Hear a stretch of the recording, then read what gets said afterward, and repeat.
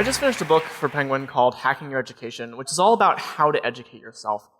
And my main qualification for writing this book is that I'm an elementary school dropout.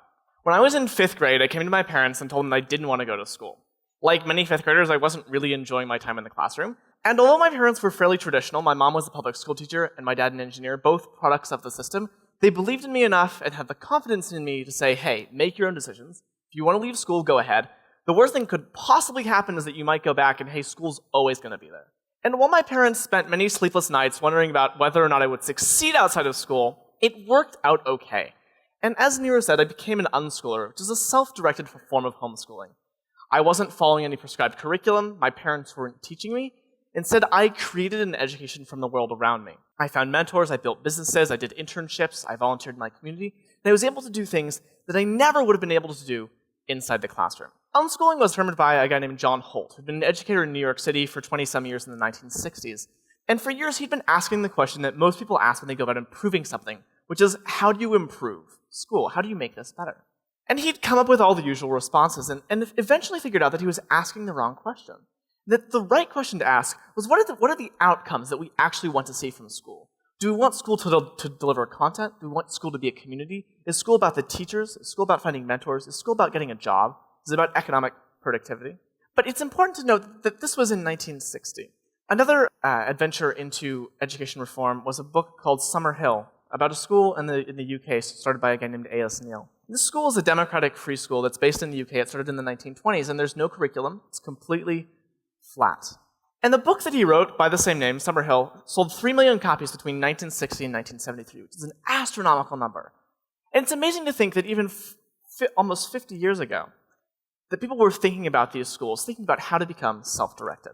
The real question is, though, not should we go to school or should we not go to school, but rather about whether or not we trust people's innate capacity to be curious. Do we trust people and think that if left to their own devices, they'll ask questions, they'll poke, they'll prod? Or do we think that they need to be tested and guided and molded and shaped like bags of flour?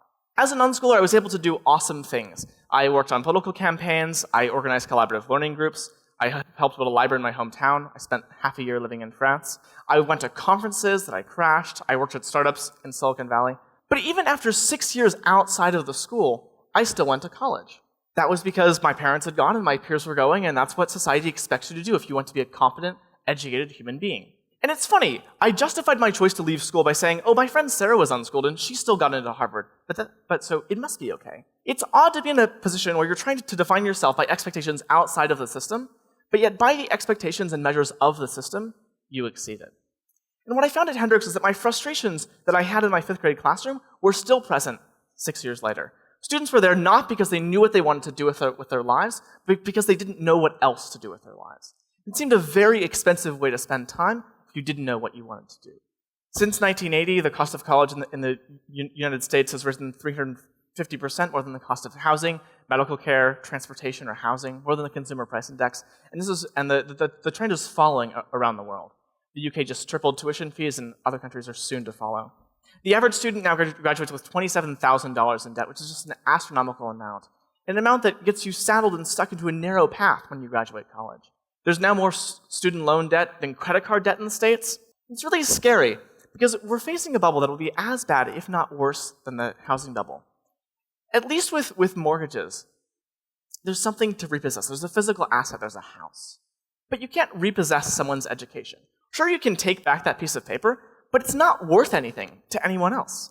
But the challenge is not just that the cost is rising, but at the same time, the value of an education is decreasing. The New York Times called the most recent crop of college graduates, those under 25, Generation Limbo, because 22.5% are unemployed, and another 22% are working jobs that don't require their degree. Academically Adrift, a study done on NYU, found that 36% of students over 4 years of college showed no improvement in things like critical thinking, complex reasoning, and writing as measured on the Collegiate Learning Assessment.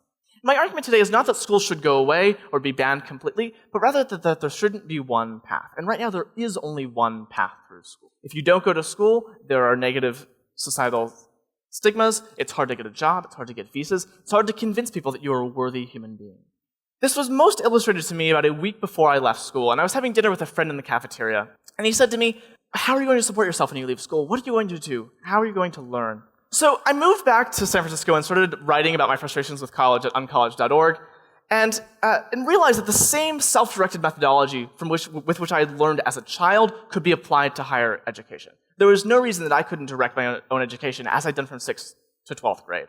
In the year and a half since I started at UnCollege, it's grown from a small resource into a tremendous resource, and we now organize things like academic camps that get people together in the real world to help them learn skills, like finding mentors and creating personal learning plans to learn outside of school. And next year we're launching a gap year program to take an entire cohort of people through the year-long process of not going to college. But these two things that we're doing are just one small bit of the fact that education is becoming decentralized. It used to be that you went to an institution and you got all of education there. You found teachers, you found mentors, you found content.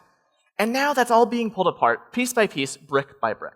And this is starting with the knowledge, one of the reasons that John Holt set out to go to school. But this is the easy part. MIT started putting their courses online 10 years ago. We've got the Khan Academy, there's all these open educational resources, and that's really easy. And it's great, it's totally awesome. But content, knowledge by itself is not education. Education comes when you get people together in a room, questioning, supporting each other's ideas, poking and prodding. And it's communities that I see being formed in hacker spaces, in co-working spaces, in incubators, and communities that are organized by things like Skillshare and on the internet with Open Study and Quora that are beginning to get to the point where people can really learn and come together and support each other outside of the classroom. The third and probably most important aspect of a college degree today is the signaling effect, the fact that a college degree serves as a proxy for individuals to show how competent you are. But today in Silicon Valley, if you want to get a job at a technology company, you don't send them your resume or your transcript. You create a portfolio on a site like Behance or Stack Overflow and GitHub. You contribute to that community. You show off your actual competencies, what you can do. And people judge that, not a piece of paper from an institution. In the future, it's not difficult to imagine a young woman who wants to become a developer who, instead of going to college, chooses to take courses online from MIT OpenCourseWare, form a community through an institution like TechShop, and gain a signal through contributing to the community on GitHub. What's really important to note is that these are not changes that will happen in 5 or 10 years. These are changes that are happening right now. And it's amazing to see that all of these institutions are changing right before our very eyes. Right now, curating your education costs a fraction of the price of going to school and is orders of magnitude more meaningful.